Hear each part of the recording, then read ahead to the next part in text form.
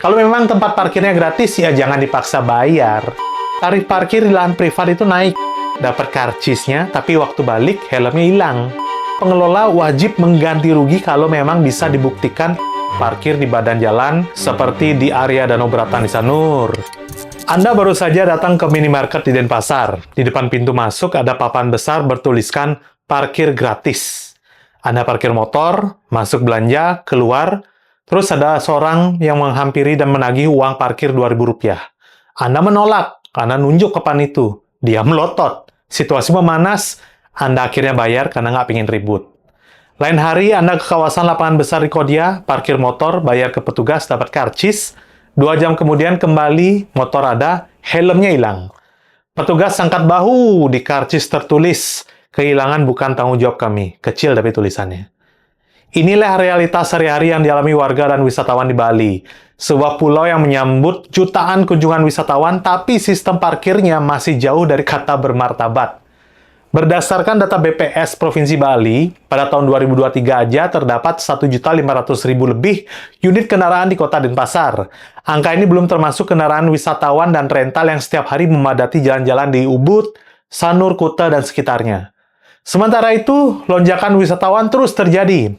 Sepanjang Januari sampai Juli 2024, total pergerakan wisatawan ke Bali mencapai 9,9 juta orang. Namun pertumbuhan ini tidak diimbangi dengan infrastruktur parkir yang memadai. Akibatnya, jalan-jalan di kawasan wisata itu sering lumpuh karena macet. Macetnya juga karena banyak yang parkir di badan jalan, seperti di area Danau Beratan di Sanur, belum lagi di jalan-jalan lain di kabupaten yang berbeda. Ini di luar dari keberadaan toko oleh-oleh sebagai katanya salah satu penyebab kemacetan Bali akhir 2023 kemarin ya. Karena kapasitas parkir yang nggak sesuai dengan jumlah pengunjung, kendaraan meluber sampai ke badan jalan. Tapi gimana sih sebenarnya aturannya? Pada 2023, pemerintah kota Denpasar menerbitkan peraturan wali kota nomor 64 tahun 2023 tentang pengelolaan parkir. Tapi dampaknya di lapangan memicu kontroversi yang besar. Perwali ini secara efektif mengajak pengelola parkir di lahan-lahan privat atau lebih tepatnya di luar Rumija atau ruang milik jalan, termasuk lahan milik desa adat dan pelaku usaha kecil, untuk bekerja sama dengan Perumda Bakti Praja Swakadarma, yakni BUMD parkir milik Pemkot Denpasar. Sebelumnya masyarakat dan desa adat kan bisa kelola parkir mandiri, cukup bayar pajak parkir ke pemerintah, tapi kini mereka harus berbagi hasil dengan 3 pihak sekaligus, Perumda, pemilik lahan, dan pengelola. Dampak langsungnya, tarif parkir di lahan privat itu naik karena pengelola harus menutup biaya bagi hasil ke Perumda juga. Masalah perparkiran ini bahkan sampai ada konflik antar kabupaten loh. Dishub Kabupaten Badung pernah bersurat ke Perumda Denpasar untuk menghentikan pungutan parkir di Jalan Glogor Carik. Karena wilayah itu diklaim masuk Badung, bukan Denpasar. Warga di sana tetap kena pungut, tapi 2 pemerintah daerah masih berargumen soal siapa yang berhak di sana. Nah, balik nih ke cerita awal video ini ya. Kita coba langsung menuju ke keluhan yang paling sering disampaikan warga-wargi Senamian. Anda pernah melihat papan parkir gratis di depan minimarket kan? Tapi tetap dimintai uang oleh juru parkir di sana. Fenomena ini ternyata telah dikaji secara akademik juga. Praktik ini ternyata menyentuh 3 aspek hukum sekaligus, perlindungan konsumen, hukum pidana, dan hukum administrasi negara. Undang-Undang Nomor 8 Tahun 99 tentang perlindungan konsumen, ketika papan parkir gratis dipasang, tapi konsumen tetap diminta bayar, terdapat potensi pelanggaran hak konsumen di sana. Manajemen salah satu minimarket sendiri secara resmi menyatakan bahwa tidak ada pendapatan yang diperoleh dari hasil parkir. Parkir di sana gratis. Juru parkir yang ada di depan gerai, kata mereka ya, itu umumnya warga sekitar yang berniat membantu, bukan petugas resmi minimarket. Tapi di Denpasar, situasinya beda. Perumdanya berdalih bahwa meskipun manajemen minimarket itu menyatakan parkir gratis, kebijakan daerah Perwali 64 nomor 2023 ini memberi mereka kewenangan untuk tetap bisa memungut di wilayah kota Denpasar. Menarik ya, ada benturan antara kebijakan korporasi, seperti contohnya minimarket yang menyatakan parkir gratis dengan regulasi daerah, Pemkot yang berhak memungut parkir.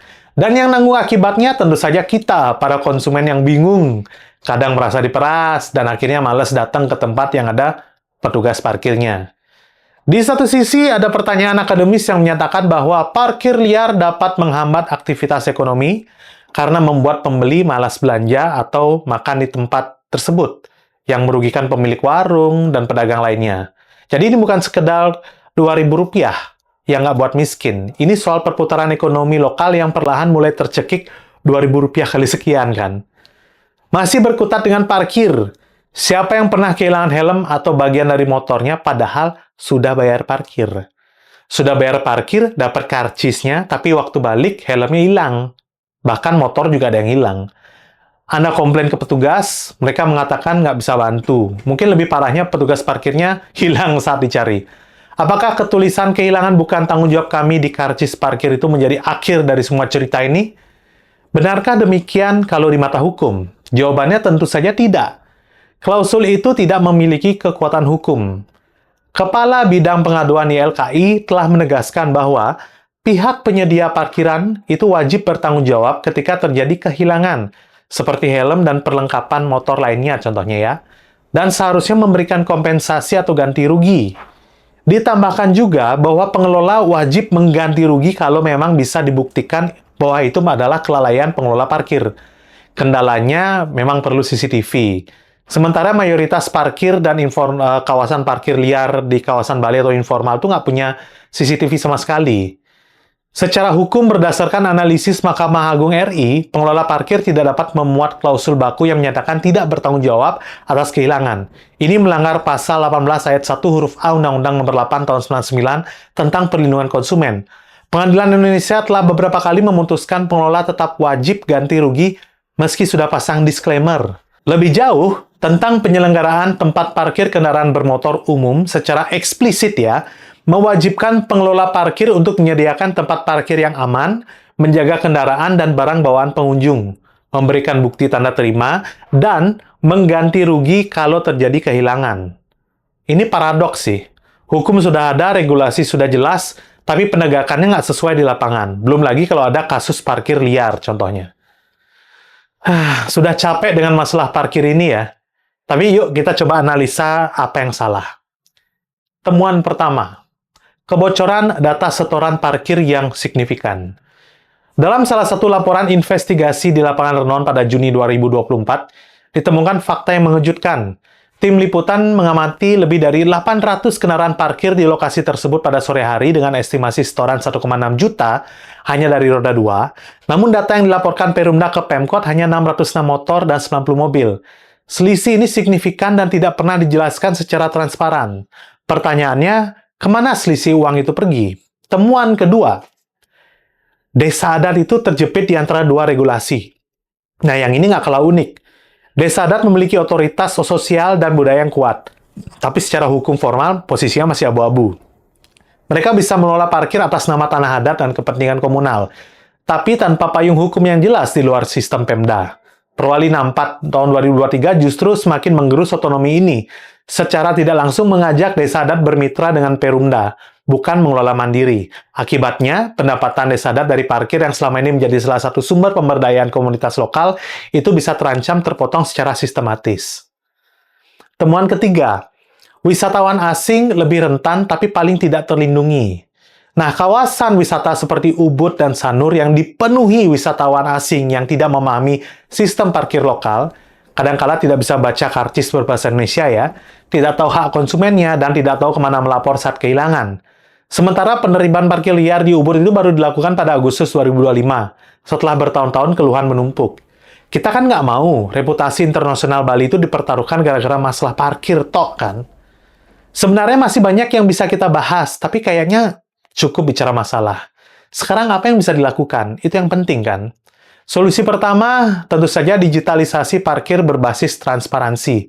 Model yang sudah mulai diterapkan di Pelabuhan Matahari Terbit Sanur sejak November 2025, sistem parkir digital tap-in, tap-out cashless lah ya, harus diperluas nih ke seluruh kawasan wisata Bali. Dengan sistem digital, tidak ada lagi celah kebocoran setoran, setiap transaksi kecatat, warga dan wisatawan mendapatkan bukti digital dan data real-time bisa diawasi Pemda. Solusi kedua, revisi Perwali nomor 64 tahun 2023. Kalau bisa, kembalikan otonomi Desa Adat. Ya, Perwali harus bisa diperbaiki agar Desa Adat tidak wajib bermitra dengan Perumda. melainkan cukup mendaftarkan diri ke sistem digital parkir Pemda dan membayar retribusi. Ini kan bisa memberi desa adat otonomi pengelolaan sekaligus memastikan transparansi kepada pemerintah. Model ini rasanya lebih adil sih, dan sesuai semangat otonomi adat yang dijamin dalam sistem hukum Indonesia. Solusi ketiga, standarisasi karcis dan kewajiban CCTV. Semua titik parkir berbayar, resmi maupun yang dikelola desa adat, wajib menggunakan karcis terstandar dengan nomor seri dan memasang minimal satu kamera CCTV sebagai syarat izin operasional. Tanpa ini, klaim ganti rugi atas kehilangan helm atau motor itu nggak bisa dibuktikan dan warga terus yang jadi korbannya. Aturannya sudah mewajibkan ini, tinggal penegakannya aja. Solusi keempat, transportasi publik sebagai solusi struktural. Sebenarnya ini solusi jangka panjang. Jadi, pada Desember 2025, disimpulkan bahwa dibutuhkan kombinasi push and pull policy, mendorong pengurangan kendaraan pribadi sekaligus menarik masyarakat ke transportasi publik yang nyaman. Ini bagus nih ya kalau terjadi. Solusi kelima, kalau memang tempat parkirnya gratis, ya jangan dipaksa bayar. Karena yang dipakai kan tempat privat yang punya bisnis juga. Kalau sampai gontok-gontokan karena uang Rp2.000, efeknya ini bisa berantai. Nggak cuma ke konsumen, tapi ke orang yang punya usahanya juga. Tapi walaupun begitu, saya tetap bayar parkir kok. Saya kan taat aturan ya. Cuma secara personal agak malas saja. Kadang-kadang pasti minta tolong ditarik motornya karena kondisi rame. Kadang beliau petugas parkir nggak ngerespon. Mungkin sedang sibuk ya. Ya, anggap aja itu oknum beberapa orang. Dan terakhir, silakan baca buku Dekonstruksi Budaya Politik Indonesia. Anda bisa dapatkan di link.id/monverna. Caranya gampang kok. Cepat prosesnya, nggak perlu nunggu lama, apalagi isi bayar parkir. Kalau Anda memiliki pandangan tambahan terkait fenomena ini, silakan ramaikan kolom komentar di bawah. Saya Brigo Yuda, dan inilah sesi Tukar Pikiran.